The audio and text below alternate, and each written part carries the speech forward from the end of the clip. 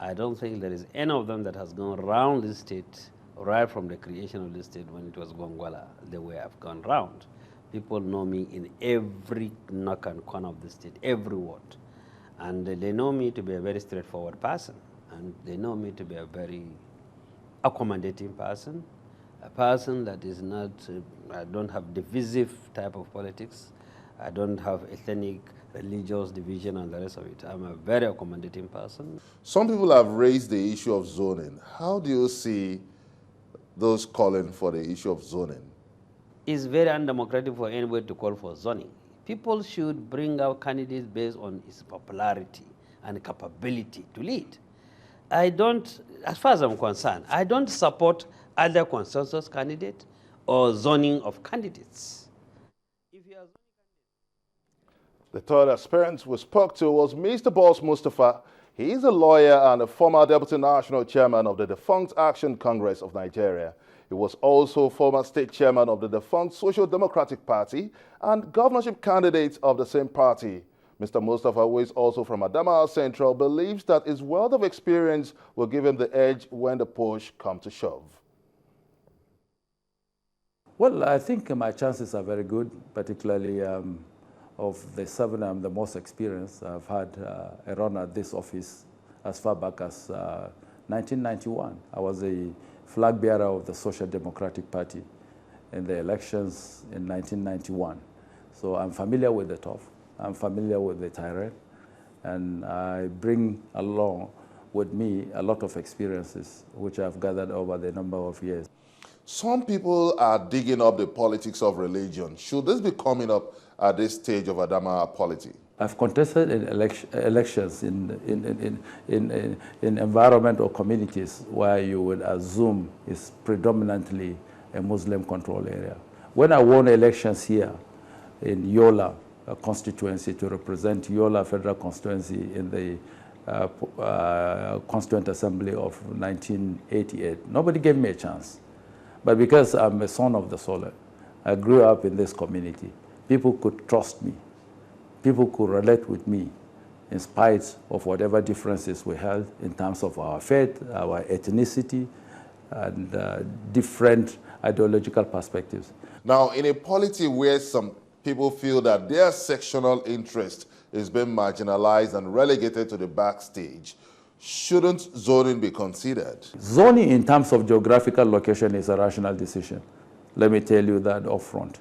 But for you to make primordial sentiments the basis upon which somebody should be elected into office completely negates the tenets of democracy. And I think this is where we have lost it. Because people don't look at serving in government or providing leadership as if it is service to the people. Is the APC considering adopting the zoning formula? I come from the Central Senatorial District, which has never produced a governor in the history of Gongola State and Adamawa State. So it's a legitimate claim by the people of the Central Senatorial District to say that, look, we think it is high time we're given an opportunity to produce a governor. Would the APC be looking in the direction of having a consensus candidate? I hope we are able to reach a consensus about a candidate. I hope if we can't reach a consensus, but certain parameters should be set so that the Congress itself or the processes of the selection is not rancorous, is devoid of any form of manipulation, so that at the end of the day, whoever emerges as the candidate of the party will hold his hands, or they will hold my hand and they will work for me. Next in line is DAHIRU BOBBO, who at various times had been Federal Commissioner, National Population Commission, Federal Commissioner, National Character Commission, and is presently the Federal Commissioner Public Complaints Commission. Mr. Mustapha is from Adamawa Central, and also we can have what he has to say on the forthcoming APC primaries come September 7. There will be no difficulty in this party harmonizing the situation, bring all people together for us to be able to win the general election. Because that is the main reason why I offered myself to contest for election. I've been around for a lot of time here in Adamawa State, both as a public officer as well as a politician. I contested elections. I visited almost every nook and corner of the state. I work with young people because in education, as a teacher, also university administrator, the people I work with are young people who have now all turned up to be very senior people in the community. With this type of broad-based contact, I'm very, very hopeful that my own election will not be a very difficult situation.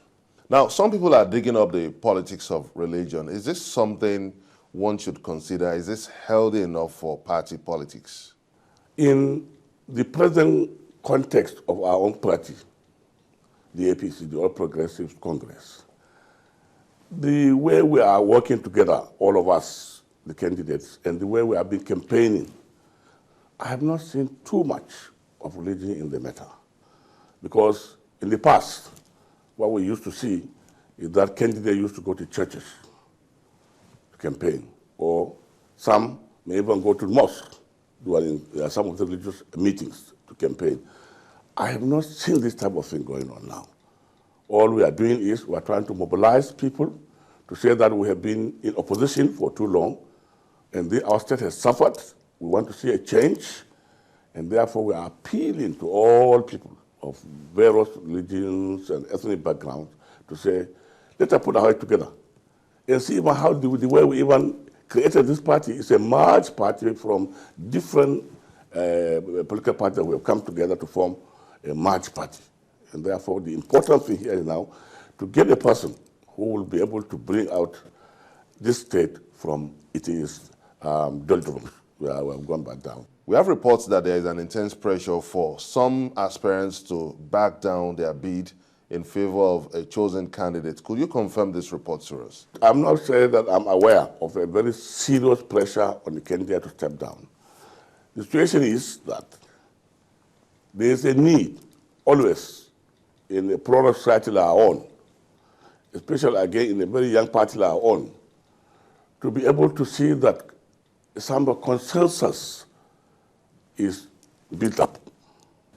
As a result of that, I know discussions are going on, consultations are going on to be able to find some systems whereby we, the 7 candidates, will be able to reduce ourselves into a manageable level.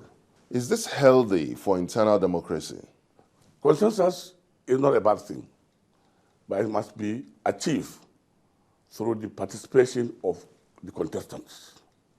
We, the contestants, we are the ones who should sit down, work together and see whether we'll be able now to share this position among ourselves and see how we'll be able to support a winning candidate. Now, if given the chance to become the next governor of Adamawa State, what will be your priorities in turning around the fortunes of the people of Adamawa State?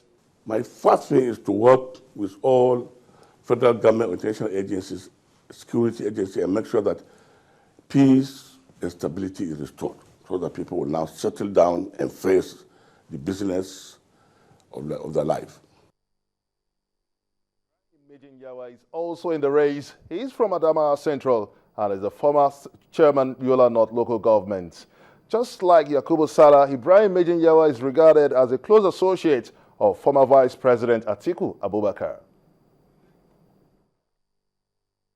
Among the 7 aspirants that are contesting for now, I think no one amongst them that held an executive office and performed better than me.